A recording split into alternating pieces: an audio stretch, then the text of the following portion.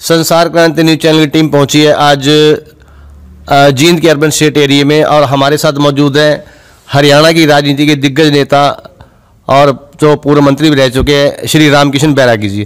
हम उनके निवास स्थान में पहुंचे अब, और जींद उपचुनाव को लेके हम बैरागी साहब से जानना चाहेंगे कि क्या रहेगा जींद के उपचुनाव में। जैसे कि 5 पार्टियां खड़ी, कांग्रेस है, इनेलो है, जो नई पार्टी जेजेपी है, और भाजपा है, 4-5 पार्टियां हैं। तो जींद के उपचुनाव को लेके हम इनसे बात करेंगे, इनसे जानना चाहेंगे कि बाबूजी, सबसे पहले तो आपका संसार क्रांति न्यूज चैनल में स्वागत है। Thank you. जींद में उपचुनाव हो रहा है बाबूजी। हाँ। इस जींद के उपचुनाव को लेके क्या लगता है आपको, आपके समय की राजनीति को लेकर जो आज की राजनीति हो रही है, किस पार्टी के जीतने के आसार है, और किन पार्टियों को यहाँ जींद की जनता एक नया विधायक देने जा रही है? देखो, जिस टाइम पर मैंने राजनीति शुरू की, उस राजनीति में राजनीति में दिन रात का फर्क है। हाँ जी। उस समय में कोई भी आदमी किसी के दफ्तर में चाय तक भी पीने नहीं जाता था, और गुड़ और चने भुने खा करके भी गुजारा करता था। जीप में चुनाव चलते थे कच्चे रास्तों पर, और वो भी बहुत लिमिट साधन थे लोगों के पास।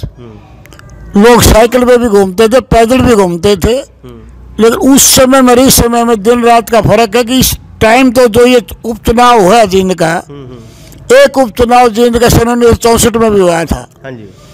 उस उपचुनाव में इस उपचुनाव में बहुत ज्यादा अंतर है कि अब तो धन का, बल का, राजनीति का, युवा का अभी को ठिकाना ही नहीं है। ये अंदाजा लगाना कि क्या होगा इतनी आसान बात नहीं है। हर पार्टी अब अपनी जीत का दावा करती है, और इस उपचुनाव के अंदर तो एक किसी किस्म का महाभारत था। यू बरन बार के कितने हजारों गाड़ियां, वर्कर, सारे साथियों के साथ, दल बल के साथ सब यहाँ आए थे। कांग्रेस पार्टी की बात रही, कांग्रेस पार्टी का जो प्रत्याशी था, इसने या इसके पिताजी ने कभी जींद की तरफ आकर कभी झांकिया भी नहीं कि जींद में क्या हो रहा है। आप किसके बारे में बात कर रहे हैं? रणदीप सिंह सुरजेवाला। ठीक है जी। मंत्री इसके पिताजी भी रहे, ये भी रहा, अच्छे वक्ता है, सारी बातें, लेकिन इन जींद की तरफ कभी डेवलपमेंट की तरफ कभी ध्यान नहीं दिया। सुख में भी लोगों के शरीक नहीं हुए। इनका नाम बड़ा था राहुल गांधी जी के पास जाने के बाद, और कांग्रेस ने बड़ी सोची समझी चाल के तहत, जिस तरह अभिमन्यु को जाल में फंसाया था महाभारत में, मेरा अपना अंदाजा है। हाँ जी, हाँ जी। तो उसी तरीके से इसको इस जाल में फंसाया है जो ये उपचुनाव जो हो रहा है। अच्छा। कांग्रेस के जितने दिग्गज नेता थे, जो बाहर के थे, देश संसार के इसके साथ आए, वो दिल से नहीं थे। अच्छा। साथ दिखावा तो खूब किया है, मेहनत भी खूब दिखाई है, लेकिन मैं ये कहना चाहता हूँ, जहाँ जींद के प्रत्याशी रहे काफी आदमी कांग्रेस के, और अब भी टिकट मांगने के दावा करते थे, क्या वो अपने गांव में या अपने बूथ पर कांग्रेस को चुनाव जिता पाएंगे? आपके कहने का मतलब ये है कि जो कांग्रेस के नेता है वही इसको हराने का काम कर रहे हैं, रणदीप सुरजेवाला को। मेरा ऐसा अनुमान है। और मेरा इन लोगों का अनुमान है, और यह अनुमान साबित भी होने जा रहा है। तो आपको क्या लगता है कि रणदीप सुरजेवाला यहाँ से हार जाएंगे इलेक्शन? मैं इतना जोशी तो नहीं हूँ। नहीं, अभी आपने कहा कि ये साबित होने जा रहा है। साबित होने, लोगों की जिस भावना सुनने को आ रही है, लोगों से बार से आवाज आ रही है। आप भी राजनीति के मजे हुए खिलाड़ी रहे हैं, इसीलिए हमने सोचा कि इस उपचुनाव को लेकर आपसे बात की जाए, इसीलिए हम आपके पास आए हैं। मैंने अपना आपको सारी बातें बताई, मैं कोई ज्योतिषी नहीं हूँ। बाहर की आवाज या यहाँ जो आउटर जींद का एरिया है, यहाँ लोगों से जितने भी टेलीफोन मेरे पास आए, या जो भी कोई नौजवान या दूसरा साथी मिला, उसमें लोगों ने जजप्पा, और ये कहना बीजेपी, और एक और है वो कहना विनोद आश्री। हाँ, उन तीनों का नाम लिए, कांग्रेस का नाम इतना ज्यादा लोगों ने नहीं लिया। और इनेलो का इस चुनाव में क्या रहने वाला है? इनेलो का चुनाव तो इन्होंने अपना आप, इनका घर का हिसाब किताब आप लोग भी देखते हैं। अगर ये एक साथ रहते तो एक तरफा चुनाव होता, लेकिन इनके घर के मामले के बारे में ज्यादा बोलना नहीं चाहूंगा। इनेलो का मुझे लगता है कोई बिल्कुल वो नहीं है प्रभाव। तो जो नई पार्टी दिग्विजय चौटाला और दुष्यंत चौटाला ने बनाई, जेजेपी, जननायक जनता पार्टी, इस पार्टी को आप इस उपचुनाव में कहाँ देखते हैं और आगे भविष्य में इस पार्टी की को कहाँ देखते हैं आप?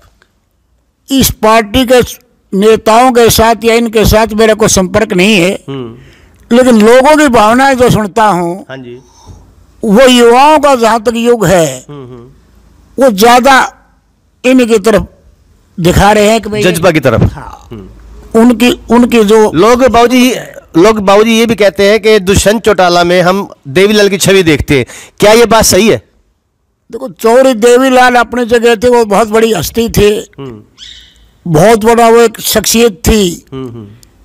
ये उनका परपोता है। हाँ जी, कद इनका उतना ऊंचा है, नम्र स्वभाव का है, लोगों की सोच के हिसाब पढ़ा लिखा शिक्षित है, अच्छा स्वभाव है, गुस्सा नहीं करता है। लोग आजकल ये चाहते हैं कि भाई आदमी प्रेम से बोले। वो जहाँ तक लोगों से मैंने जानकारी प्राप्त की है, लोग इसकी बुराई नहीं करते, सारा कहते अच्छा है। चलो बाबूजी, हम आपसे ये जानना चाहेंगे कि आपका एक तजुर्बा रहा है, आपके पास लोगों के फ़ोन भी आते हैं, लोगों के विचार भी लेते हो, सुनते हो, जानते हो। हम आपसे मेन मुद्दा ये है हमारा आपके पास आने का कि हम आपसे ये जानना चाहते हैं कि एक राजनीति दिग्गज पुराने खिलाड़ी रहे हैं आप, आपको क्या लगता है जींद के उपचुनाव में किस प्रत्याशी की विजय होने जा रही है, किस पार्टी की विजय होने जा रही है? जजपा है, कांग्रेस है, इनेलो है, लोकतंत्र सुरक्षा मंच है और एक पार्टी और है पांचवी इनेलो। इन पांचों पार्टियों में से 5 प्रत्याशियों में से कौन इस उपचुनाव में विजयी रहने वाला है? आपका अंदाजा क्या कहता है? जो लोगों से आप बात करते हैं, सुनते हैं, क्या लगता है आपको कौन प्रत्याशी जीत पाएगा ये जो महाभारत की जंग छिड़ी हुई है जींद में? ये तो 5 बजे के पोलिंग के बाद में पता चलेगा और 31 तारीख को अच्छी तरह पता चलेगा। बाबूजी, आपका क्या लगता है? मेरा जहां तक ताल्लुक है, हाँ जी, कि ये मुकाबला शुरू से लेकर अब तक भारतीय जनता पार्टी और जजपा के बीच में कांटे की टक्कर है। तो इन दोनों में से कोई भी जीत सकता है या एक को विजयी बताएंगे आप? इन दोनों में से एक पार्टी जीत सकती है। एक बात जीत सकती है, लेकिन पलड़ा बीजेपी का भी कोई कम नहीं है, क्योंकि बीजेपी का जो कैंडिडेट है, इसके पिताजी की भी अच्छी छवि रही है और इस सरकार का जो मुख्यमंत्री मुखिया है, ये एक भला आदमी है। ये डी ग्रुप का जो रिजल्ट निकला गरीबों का और का, इससे लोगों में काफी इसकी तरफ झुकाव है। हाँ जी, हाँ जी। और ये जहाँ तक ट्रांसफर का ताल्लुक था, पहले और ट्रांसफर लोग पैसे ठा कर लिया फैया करते, वो भी इन्होंने खत्म किया है, नौकरी मेरिट पे दी है। और करप्शन का जहाँ तक ताल्लुक है, जब बीच में बिचौलिए पैसे खाते थे, उसमें भी बहुत सुधार है।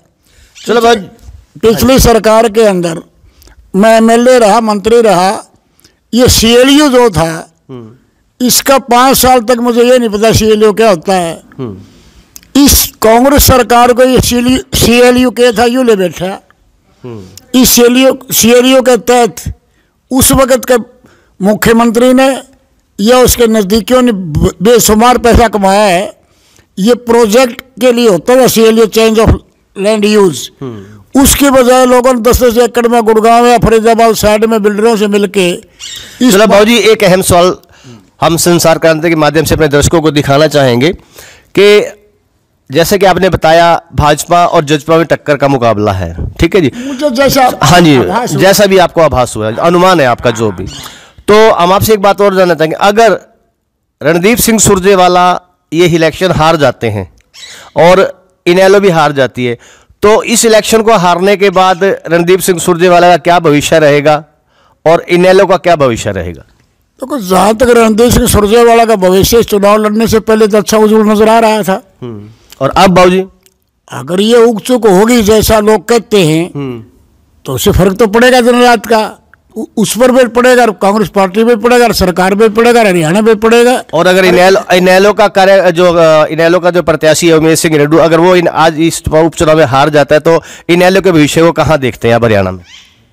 इनेलो का भविष्य तो ये दूसरों ने ले लिया, कागज कर लिया। इनेलो का भविष्य मुझे नजर नहीं आता। किसने ले लिया इनेलो का भविष्य? ये जो जजप्पा है क्या, ये जो, अच्छा, जजप्पा ने ले लिया इनेलो का भविष्य? भविष्य ले लिया। अच्छा, इनका तो पल्ले मुझे लगता है कि यहाँ यानी हरियाणा में कुछ नजर नहीं। कि लोकतंत्र सुरक्षा पार्टी राजकुमार सैनिक, उसका भी प्रत्याशी है और मतलब अभी कई बूथों पे हम घूमे, उसका भी काफी जोर दिखाई दे रहा है। और बीजेपी और जजपा की टक्कर बताई। तो क्या विनोद आश्री को कहाँ देखते हैं इस उपचुनाव में आप? भाई, विनोद आश्री का जहाँ तक जुलूस के लोगों की या उसके वार्ड के लोगों की बात है, उसका भी नाम सुनते हैं, खूब अच्छा सुन रहे हैं।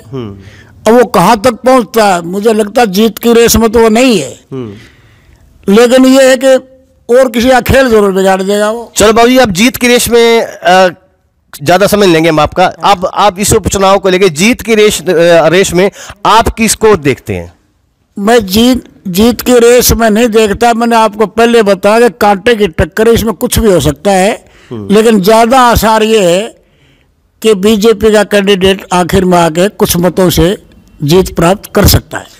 तो ये थे हमारे साथ हरियाणा सरकार में एमएलए रहे, पूर्व मंत्री रहे श्री रामकिशन बैरागी जी, जिनके निवास स्थान पे आज हम पहुंचे हैं।